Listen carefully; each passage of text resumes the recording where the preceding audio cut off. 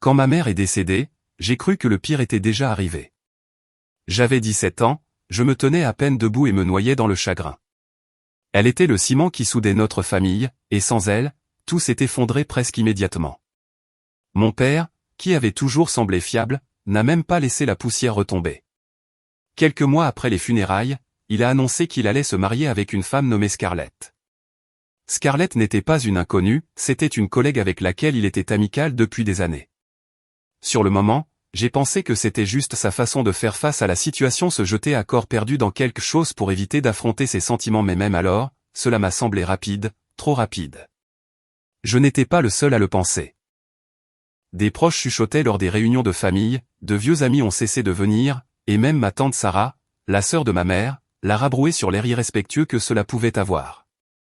Mais il a balayé tout cela d'un revers de main, disant que c'était sa vie et ses règles. Scarlett n'était pas la seule nouvelle arrivante, elle avait une fille, Britney, qui avait 16 ans, juste un an de moins que moi. Elles ont emménagé dans notre maison quelques semaines après le mariage. Je n'ai même pas eu le temps de m'habituer à l'absence de ma mère avant que cette nouvelle famille n'arrive en trombe. Au début, j'ai essayé d'en tirer le meilleur parti. Britney et moi avons été forcés de partager une chambre parce que Scarlett insistait pour transformer l'ancien bureau de ma mère en son propre espace. C'est mieux pour tout le monde ainsi, m'a dit mon père. Britney se comportait comme une sainte en sa présence, l'appelant un papa en moins d'un mois et faisant des biscuits comme une fille de sitcom. Scarlett jouait le rôle de l'épouse parfaite, chouchoutant mon père en public et me lançant de subtils pics en privé. Ils faisaient semblant d'être une famille parfaite, mais je voyais clair dans leur jeu. La tension à la maison était insupportable. Britney ne respectait jamais mon espace, traitant notre chambre partagée comme si elle était entièrement à elle. Elle jetait ses vêtements partout, mettait de la musique quand j'essayais de dormir et fouillait même dans mes affaires une ou deux fois. Scarlett n'était pas mieux. Elle avait cette façon passive-agressive de me faire sentir que je n'avais pas ma place, comme si j'étais un reste de la vie passée de mon père qu'elle devait tolérer. La seule chose qui me maintenait sain d'esprit était l'école et le travail. J'avais un emploi à temps partiel dans un restaurant local et j'économisais le peu d'argent que je pouvais, mais même cela ne m'a pas préparé à ce que mon père m'a lâché un soir. Nous étions juste tous les deux à la maison, Scarlett et Britney étaient partis faire du shopping. Mon père m'a appelé dans le salon, ce qui m'a immédiatement rendu nerveux. Il voulait rarement me parler, sauf pour me faire la leçon sur quelque chose, mais cette fois, il avait l'air nerveux, évitant le contact visuel en commençant. « Écoute, nous sommes 4 ici maintenant », a-t-il dit. « Je sais que c'est difficile pour toi de partager une chambre avec Britney, alors je pensais. » Il s'est arrêté comme s'il attendait que je comble les lacunes. Comme je ne le faisais pas, il a continué, « Tu vas bientôt avoir 18 ans, et il est temps pour toi de commencer à vivre comme un homme, trouve un travail, subviens à tes besoins et déménage. » Je l'ai juste regardé. Au début, j'ai cru qu'il plaisantait, mais ce n'était pas le cas. Il a même suggéré que je pouvais partir dès le lendemain. « Ce sera bon pour toi », a-t-il ajouté, comme si me mettre à la porte était une sorte de discours de motivation. Je n'ai rien pu dire. J'ai juste hoché la tête et suis allé à la salle de bain. Je ne pleure pas souvent, mais cette nuit-là, je n'ai pas pu m'arrêter. Le lendemain, j'ai fait mes bagages et suis parti. Mon père n'a même pas essayé de dire au revoir, il a juste agi comme si c'était un jour normal. Je suis allé chez ma tante Sarah, ne sachant pas quoi faire d'autre. Elle a été choquée quand je lui ai raconté ce qui s'était passé, mais elle n'a pas hésité à me laisser rester avec elle. Son mari et son fils m'ont également accueilli, et pour la première fois depuis des mois, j'ai eu l'impression que quelqu'un se souciait réellement de ce que je traversais. C'est ce jour-là que j'ai réalisé que j'étais seul. Vivre avec tante Sarah était comme une bouffée d'air frais. Elle et oncle Chris me traitaient comme un membre de leur famille, ce que je n'avais pas ressenti depuis longtemps. Mon cousin Jack, qui avait à peu près mon âge, est rapidement devenu comme un frère pour moi. Il frappait à ma porte pour savoir si je voulais faire du basket ou manger un hamburger. C'était des petites choses, mais après tout ce que j'avais vécu, cela comptait. Pourtant, je n'arrivais pas à me débarrasser de l'amertume que je ressentais envers mon père. Chaque fois que je pensais au fait qu'il m'avait mis à la porte, je ressentais ce mélange de colère et de honte. Je détestais d'avoir pleuré à ce sujet. Je détestais même m'en soucier. Mais surtout, je détestais la facilité avec laquelle il m'avait remplacé par Scarlett et Britney.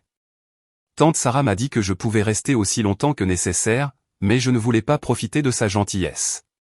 J'ai pris tous les quarts de travail que je pouvais au restaurant, économisant chaque centime. J'ai même commencé à faire des petits boulots le week-end, tondre le gazon, promener les chiens, tout ce qui payait. Ce n'était pas glamour, mais ça m'occupait et me donnait un sentiment de contrôle. Au moment où j'ai eu 18 ans, je jonglais avec 3 emplois différents. C'était épuisant, mais c'était bon de savoir que j'étais indépendant. Tante Sarah et oncle Chris ont été mes plus grands supporters. Ils m'ont aidé à ouvrir un compte d'épargne, m'ont appris à gérer mon budget et ont même co-signé pour ma première voiture une Honda Civic délabrée. La nouvelle de la nouvelle vie de mon père s'est répandue rapidement dans notre famille. À chaque fête ou réunion, quelqu'un en parlait. Apparemment, Scarlett et Britney jouaient toujours la comédie de la famille parfaite, mais des fissures commençaient à apparaître. Britney séchait l'école et passait tout son temps avec un petit ami louche, tandis que Scarlett avait dépensé la plupart des économies de mon père en virées shopping et journées au spa. « Tu es mieux sans elle », m'a dit tante Sarah un soir, et je savais qu'elle avait raison. Quand j'ai eu 20 ans, j'ai enfin eu l'impression d'avoir ma vie en main. Je n'étais pas riche, loin de là, mais je gagnais environ 5 000 $ par mois grâce à un mélange de travail indépendant et de petits boulots à temps partiel. J'avais un endroit décent pour vivre, une voiture fiable et suffisamment d'économies pour faire de temps en temps un voyage de fin de semaine. La vie était stable, voire agréable. Je parlais à peine à mon père pendant ces années. Nous échangions un rapide et joyeux anniversaire ou joyeux Noël au téléphone, mais c'était tout. Je ne l'ai jamais vu en personne.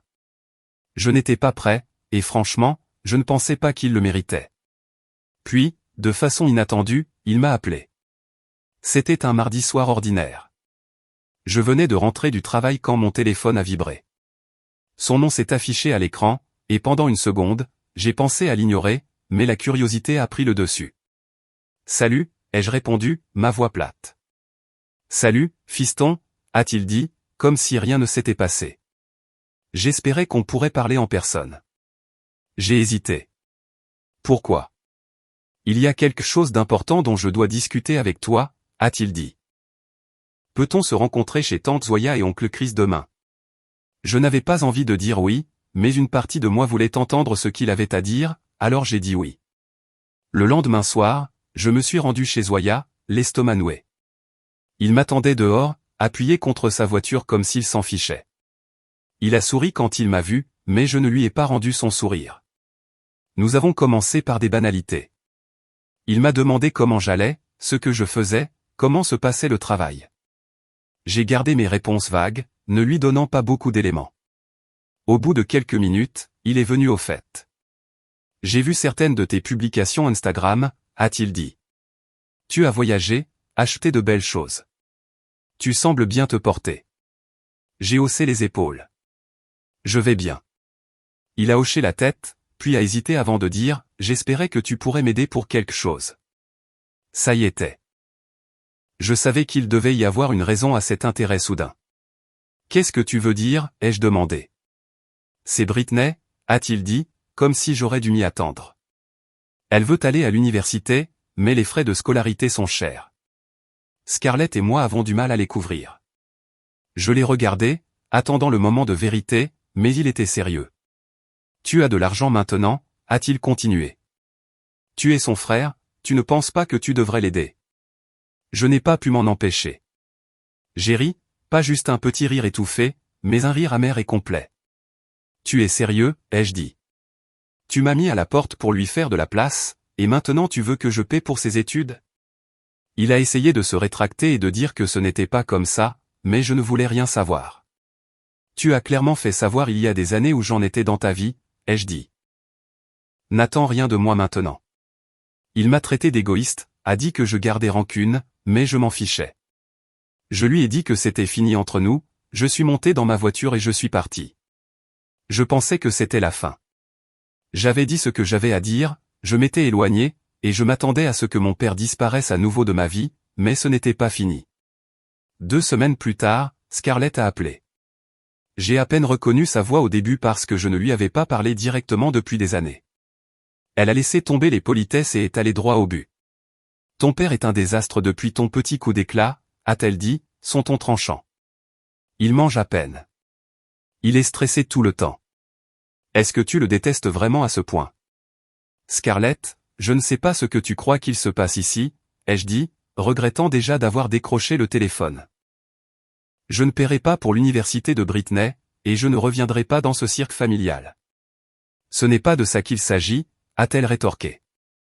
Il s'agit de toi qui le ruine. Il veut juste arranger les choses, et tu rends cela impossible. J'ai raccroché. Je ne voulais pas me laisser entraîner dans son drame, mais la conversation me dérangeait plus que je ne voulais l'admettre. L'idée de mon père qui mange à peine m'a fait culpabiliser. Peu importe à quel point je détestais ce qu'il avait fait, je n'ai pas pu dormir cette nuit-là. Une partie de moi se demandait si j'aurais dû gérer les choses différemment, pas pour Scarlett ou Britney, mais pour mon père. Peut-être qu'il essayait vraiment de se racheter, même s'il s'y prenait de la pire façon possible.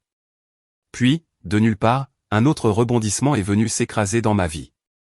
C'était un dimanche après-midi, et je travaillais sur un projet indépendant quand tante Sarah a appelé. Sa voix était tremblante, presque paniquée. « As-tu entendu parler de ton père ?» a-t-elle demandé. « Non, pourquoi ?» ai-je dit, ma poitrine se serrant. « Il est à l'hôpital. » Scarlett m'a appelé. Je suis resté assis là pendant une seconde, essayant de comprendre ce qu'elle avait dit. Apparemment, il s'était effondré au travail et avait été transporté d'urgence à l'hôpital. Les médecins pensaient que c'était une crise cardiaque. Je ne savais pas ce que je ressentais: colère, tristesse, culpabilité, peut-être tout cela, mais je savais une chose, je n'étais pas prêt à l'affronter. Pourtant, tante Sarah m'a exhorté à y aller. « Tu le regretteras si tu ne le fais pas », a-t-elle dit, alors j'y suis allé. Entrer dans la chambre d'hôpital était surréaliste. Mon père avait l'air tellement plus vieux que dans mes souvenirs. Il était pâle, branché à des machines, et ressemblait à peine à l'homme avec lequel j'ai grandi. Scarlett était assise à côté de lui, tamponnant ses yeux avec un mouchoir, tandis que Britney faisait défiler son téléphone dans le coin. Il a tourné la tête quand il m'a vu, et ses yeux se sont illuminés pendant un moment. « Tu es venu ?» a-t-il dit faiblement. J'ai hoché la tête, mais je n'ai rien dit. Scarlett n'a pas perdu de temps. Elle s'est levée et a adopté son meilleur rôle d'épouse concernée. « Il a demandé à te voir », a-t-elle dit. « Vous devriez parler. » Elle et Britney sont partis, nous laissant seuls. « Je suis désolé », a-t-il dit, sa voix à peine audible. « Pour tout. » Cela m'a pris au dépourvu. Il avait l'air sincèrement contrit, comme s'il portait le poids de ses erreurs. Je ne savais pas quoi dire. « J'ai eu tort de te mettre à la porte », a-t-il poursuivi. « J'ai eu tort sur beaucoup de choses. Je ne savais pas comment gérer les choses après la mort de ta mère. Je voulais le croire. Je le voulais vraiment. Mais une partie de moi ne pouvait pas oublier toutes ces années de négligence, la façon dont il avait choisi Scarlett et Britney à ma place. « Je suis content que tu ailles bien », a-t-il dit. « Je le vois sur Instagram. Tu t'es fait une belle vie. » J'ai de nouveau hoché la tête, toujours pas sûr de savoir comment réagir. Avant que je puisse dire quoi que ce soit, la porte s'est ouverte en grand, et Scarlett est entrée en trombe, l'air furieux. « Qu'est-ce que tu fais ?» a-t-elle rétorqué. « Pourquoi tu t'excuses ? C'est lui qui a abandonné cette famille. » J'ai figé. « Tu es sérieuse ?» ai-je dit, trouvant enfin ma voix. « Tu penses que tu es la victime ici ? » Elle a riposté, m'ignorant et fixant mon père du regard. « C'est toi qui as fait s'effondrer cette famille. » C'était le chaos. Mon père a essayé de la calmer, mais sa voix était trop faible. Britney, qui était revenue à un moment donné, riait de quelque chose sur son téléphone, complètement déconnectée de ce qui se passait. Je n'en pouvais plus. J'ai quitté la pièce, l'esprit en ébullition. Cette nuit-là, tante Sarah m'a rappelé. « Je dois te dire quelque chose », a-t-elle dit, sa voix hésitante. « Quoi encore ?» ai-je demandé, me reprenant. « C'est à propos de Scarlett. Apparemment, elle trompe ton père. » J'ai eu l'impression qu'on me retirait le tapis sous les pieds. Sarah a expliqué que Scarlett sortait avec un type riche dans le dos de mon père depuis des mois. Elle n'était restée que parce qu'elle pensait que mon père pouvait encore subvenir aux besoins de Britney, mais maintenant que sa santé déclinait et que ses finances s'épuisaient, elle prévoyait de le quitter. « Elle part demain », a dit Sarah. Elle l'a déjà dit à Britney.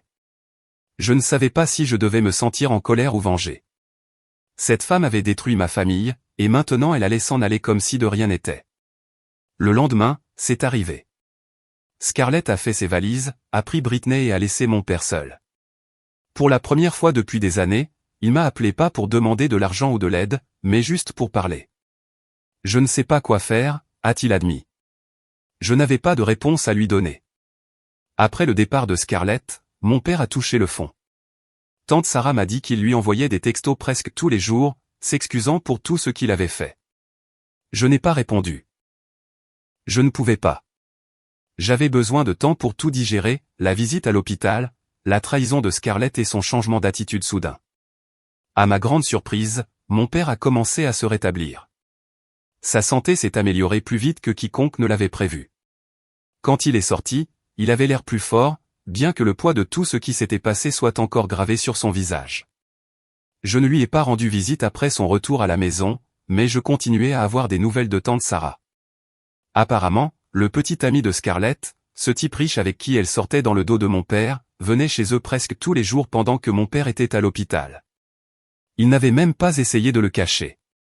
Scarlett et Britney paradaient avec le type juste devant mon père, et les voisins avaient commencé à parler. Je ne savais pas si je devais plaindre mon père ou être satisfait qu'il goûte enfin au chaos qu'il avait apporté dans ma vie. Quoi qu'il en soit, il était seul maintenant, et il semblait qu'il réalisait enfin les conséquences de ses actes. Un soir, il m'a appelé. Pour une fois, il n'avait pas l'air en colère ou sur la défensive. Sa voix était calme, presque hésitante. « Je sais que je ne mérite pas ça, » a-t-il commencé, « mais peux-tu venir ? Je veux juste parler. Pas de drame, pas d'exigence, juste parler. » Je ne sais pas pourquoi, mais j'ai dit oui. Quand je suis entré dans la maison, c'était comme entrer dans une ville fantôme. L'endroit était étrangement silencieux, dépouillé des décorations voyantes de Scarlett et du fouillis incessant de Britney. Mon père était assis à la table de la cuisine, fixant une tasse de café comme si elle contenait toutes les réponses. Il a levé les yeux quand je suis entré, et pour la première fois depuis des années, j'ai vu le père que j'avais connu, celui d'avant, que tout ne s'effondre. « J'ai tout gâché », a-t-il dit sans préambule. « Je t'ai laissé tomber. J'ai laissé tomber tout le monde. Je n'ai rien dit, j'ai juste tiré une chaise et me suis assis en face de lui. Je pensais que je faisais ce qu'il fallait à l'époque, a-t-il poursuivi. Je pensais que recommencer avec Scarlett me rendrait heureux, mais ça nous a juste déchirés. Et je le vois maintenant. Je vois à quel point je t'ai blessé. Il n'a pas pleuré, mais sa voix s'est brisée en parlant. Je n'aurais jamais dû te mettre à la porte. Je n'aurais jamais dû la mettre devant toi. Je suis tellement désolé. Pour la première fois, j'ai eu l'impression qu'il le pensait vraiment, pas seulement des mots pour adoucir les choses, pas des excuses pour me manipuler afin que je fasse ce qu'il voulait. Il avait l'air sincèrement désolé, comme s'il portait le poids de ses erreurs et qu'il était enfin prêt à les admettre. Je sais que je ne peux pas rattraper le passé, a-t-il dit, mais je veux essayer, si tu me laisses faire. Je suis resté assis là pendant un long moment, à regarder l'homme qui avait autrefois été mon héros, l'homme qui m'avait aussi causé tant de souffrance. Je ne savais pas si je pouvais lui pardonner, pas encore, mais une partie de moi voulait croire que les gens pouvaient changer. J'apprécie les excuses, ai-je finalement dit, mais je ne suis pas prêt à y retourner. J'ai construit une vie avec tante Sarah, et j'y suis heureux. Il a hoché la tête, ses épaules s'affaissant légèrement, mais il n'a pas argumenté. Je comprends, a-t-il dit. Ne me ferme pas complètement la porte, s'il te plaît. J'ai promis que je ne le ferais pas, et je le pensais, mais je savais aussi que je devais garder mes distances, du moins pour l'instant. En quittant la maison, j'ai ressenti un étrange mélange d'émotions, soulagement, tristesse et peut-être même une lueur d'espoir. Mon père n'était pas parfait, il ne le serait jamais. Mais pour la première fois depuis des années, j'ai eu l'impression qu'il essayait vraiment. 6 mois ont passé, et les choses ont commencé à changer, pas de façon spectaculaire, mais suffisamment pour se sentir différentes. Mes visites hebdomadaires à mon père sont devenues une routine. Au début, c'était maladroit. La conversation restait superficielle, le travail, le temps, comment allaient les voisins. Mais avec le temps, nous avons recommencé à nous connecter, petit à petit. Il semblait différent, plus calme, presque humble. La maison était différente aussi. C'était comme si un morceau de ma mère avait été ramené, ses vieilles photos sur les murs, les petites figurines qu'elle collectionnait soigneusement alignées sur une étagère. Mon père a même mentionné qu'il avait commencé à s'occuper de son ancien jardin dans la cour arrière. Un jour, il m'a surpris. « J'y pense », a-t-il dit alors que nous étions assis dans le salon.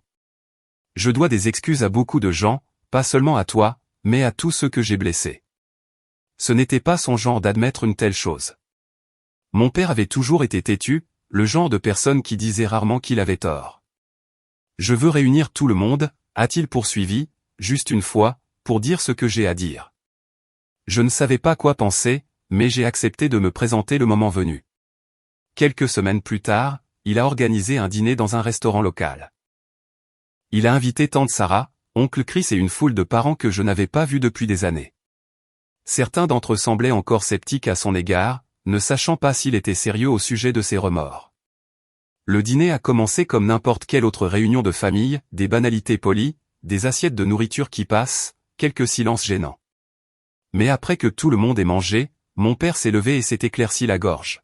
« Je veux vous remercier tous d'être venus », a-t-il commencé, sa voix stable mais basse. « J'ai fait beaucoup d'erreurs. J'ai été égoïste. J'ai laissé tomber des gens, en particulier mon propre fils. Il m'a regardé, son expression douce. Je pensais faire ce qu'il y avait de mieux pour moi, mais j'ai blessé les gens qui comptaient le plus. » La pièce s'est tue alors qu'il continuait. « Je sais que je ne peux pas revenir en arrière et annuler ce que j'ai fait, mais je veux que vous sachiez tous à quel point je suis désolé. » Il s'est arrêté et a pris une profonde inspiration. Et il me manquait, chaque jour. Il me manquait. Il n'avait pas à prononcer son nom, tout le monde savait qu'il voulait dire ma mère. Ce n'était pas un moment dramatique, pas de larmes ni de cris, mais on pouvait sentir le poids de ses mots. Pour la première fois depuis des années, il ne se dérobait pas et ne cherchait pas d'excuses, il était juste honnête. Après cette nuit-là, la tension qui planait sur notre famille depuis si longtemps a commencé à s'apaiser. Les choses n'étaient pas parfaites, trop de choses s'étaient produites pour cela, mais elles allaient mieux. Mon père est resté dans la maison, travaillant à temps partiel et passant ses week-ends dans le jardin ou à rendre visite à de vieux amis. Quant à moi, j'ai décidé qu'il était temps de déménager de chez tante Sarah. J'ai trouvé un petit appartement près de mon lieu de travail. Ce n'était pas grand-chose, juste une pièce avec un robinet qui fuyait et des planchers qui grinçaient, mais c'était comme un nouveau départ. Tante Sarah et Jake m'ont aidé à emménager, et quand nous avons eu fini, nous nous sommes assis par terre à manger de la pizza et à rire. La vie a continué pour tout le monde. Mon père et moi sommes restés en contact et nous nous sommes encore vus chaque semaine. Tante Sarah et oncle Chris sont restés le roc de la famille, toujours là pour me soutenir quand j'en avais besoin. Le ressentiment que j'avais porté pendant si longtemps a commencé à se dissiper, remplacé par quelque chose que je n'avais pas ressenti depuis des années, la paix. La vie s'est lentement installée dans un rythme. Mon père et moi avons continué nos visites hebdomadaires, et même si les choses ne seraient plus jamais pareilles, la colère que j'avais portée pendant des années avait disparu. Il semblait déterminé à être meilleur, pas seulement pour moi, mais pour lui-même. Je suis resté dans mon petit appartement, profitant de l'indépendance qu'il me procurait. Tante Sarah me contactait encore régulièrement, passant parfois avec des plats faits maison ou m'invitant à des dîners de famille. Même si j'avais déménagé, je savais que j'aurais toujours une place chez elle si j'en avais besoin. Mon père est resté occupé, s'occupant du jardin et rattrapant le temps perdu avec de vieux amis. Il a même rejoint un club de lecture local, ce qui était si inhabituel pour lui que je n'y croyais presque pas quand il me l'a dit. Un samedi, alors que nous étions assis sur son porche arrière à boire du café, il a dit, « Tu sais, j'ai beaucoup pensé à ta mère ces derniers temps. Elle ne serait pas fière de la façon dont j'ai géré les choses, mais j'espère qu'elle serait fière de ce que j'essaie de faire maintenant. » Je ne savais pas comment répondre, alors j'ai juste hoché la tête. Parfois, les mots n'étaient pas nécessaires. Nous étions loin d'être parfaits, mais pour la première fois depuis longtemps, j'avais l'impression que ça allait.